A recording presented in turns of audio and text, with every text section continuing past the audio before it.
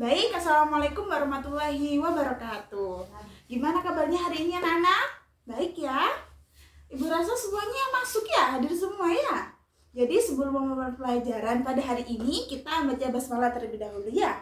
Bismillahirrahmanirrahim.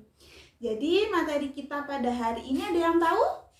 Tentang potensi sumber daya alam. Potensi sumber daya alam ini mencakup hal yang ada di udara, daratan, dan perairan. Nah, berdasarkan kelestariannya, sumber daya alam ini dapat dibedakan menjadi dua, yaitu sumber yang dapat diperbarui, sumber daya alam yang tidak dapat diperbarui. Contohnya seperti apa sih, Bu?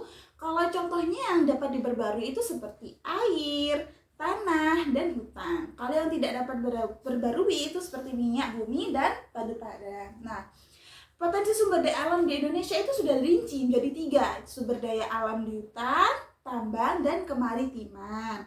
Nah, sumber daya alam di hutan itu apa saja, Bu? Ada hutan produksi, hutan lindung, dan hutan konservasi. Kalau di sumber daya alam tambang itu dibagi jadi tiga golongan ya, golongan A, golongan B, dan golongan C. Yang golongan A itu strategis, golongan B itu vital, dan golongan C itu industri. Kalau kemaritiman itu ada perikanan, energi kelautan, dan wisata bahari gitu. Nah, gimana kalau kita kaitkan dengan 4 unsur seperti geografi, sejarah, ekonomi, dan sosiologi? Kalau geografi itu membantu kita memahami distribusi, karakteristik, dan potensi sumber daya alam suatu wilayah. Contohnya pemahaman tentang topografi, iklim, dan tanah akan yang memengaruhi jenis sumber daya alam yang tersedia.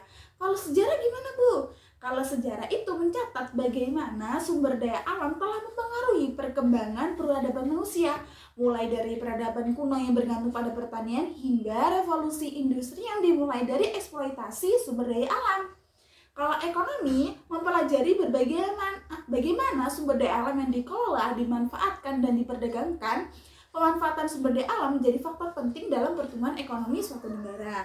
Dan yang terakhir dikaitkan dengan unsur sosiologi. Nah, sosiologi ini menyoroti dampak sosial dan eksploitasi sumber daya alam seperti perubahan struktur sosial, konflik antar kelompok, dan ketidaksetaraan dalam akses terhadap sumber daya alam. Seperti itu. Nah, di sini Ibu punya sebuah video, nanti kalian amati baik-baik ya. Nanti ini dianalisis ya, dicermati memecahkan masalah yang ada dalam video tersebut. Nah, sebelumnya Ibu akan bagi kelompok menjadi 4 kelompok ya.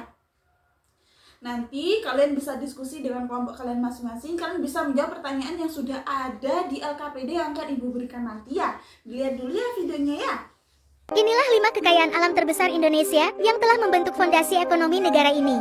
Batu bara. Indonesia memiliki pangsa pasar ekspor batu bara dunia mencapai 32,1% pada tahun 2021. Kalimantan Timur merupakan penghasil batu bara terbesar di Indonesia, di mana Cina dan India adalah pembeli utama di pasar Asia. Nikel. Indonesia memiliki cadangan nikel sebanyak 21 juta ton yang merupakan salah satu yang terbesar di dunia. Sulawesi dan Maluku merupakan daerah penghasil nikel terbesar di Indonesia. Minyak kelapa sawit. Indonesia merupakan produsen minyak kelapa sawit terbesar di dunia dengan jumlah produksi mencapai 49 juta ton pada tahun 2022, di mana Sumatera dan Kalimantan merupakan daerah perkebunan kelapa sawit terbesar di Indonesia. Timah. Indonesia menempati urutan nomor 2 produsen timah terbesar di dunia dengan jumlah produksi tambang timah sebesar 74.000 ton pada tahun 2022. Tembaga. Papua merupakan daerah penghasil tembaga terbesar di Indonesia yang memproduksi sekitar 712 miliar gram tembaga pada tahun 2022. Gimana menurut kalian, Gus?